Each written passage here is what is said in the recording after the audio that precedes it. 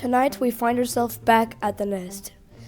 Now, there's a little bit of a problem, but before we get into that, we're going to explain a little bit more about these ants and what they're all about. These ants are extremely intelligent. They're also gorgeous looking. And from what I've seen, they like to huddle up together in the early years. These ants are called niditics, which are the first generation of ants. Niditics are basically the pioneers of the ant world, and they'll help get the colony started and in a good working order. They also have a wide diet, but mainly consist of proteins and carbs. They get their carbs and sugar from sugar water or honey, and their proteins can come from fruit flies, crickets, or roaches. They do not have stingers, but they do bite. So maybe once I get to 1,000 subscribers and this colony gets a little larger, I might get bitten on a video. They also release a foul coconut smell when squashed. Another thing I learned is that they live in sandy areas, meaning once we get them a better outworld, we could put sand in there for them to maybe work and probably build more.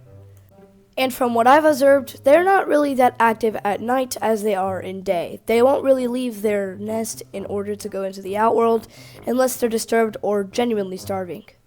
However, I'm having a bit of dilemma.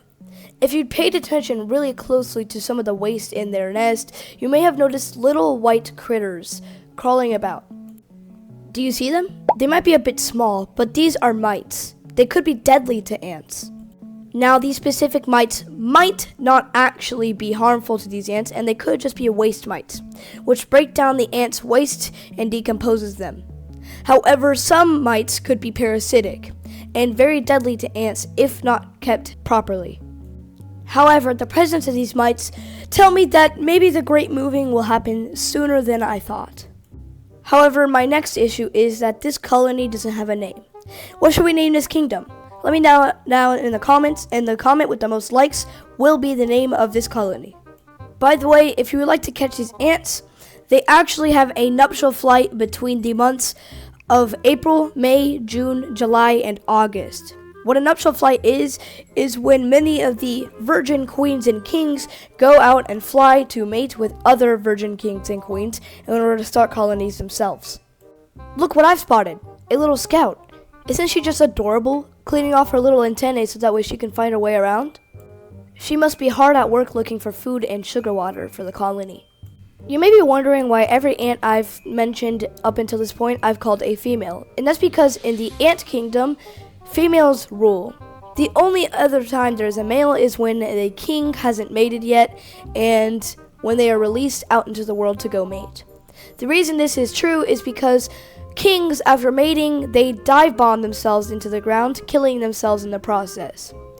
Not only that, but queens can only produce females after this point because females are the ones that do all the work for themselves. I also have another thing to show you. Watch these ants right here. Did you see what they did with their antennae? What that is them actually sharing information with each other. They can transfer information between one another by touch chemical conversations. What this means is that by doing that, they are giving each other information as to where food is and basically having a conversation with their antennae.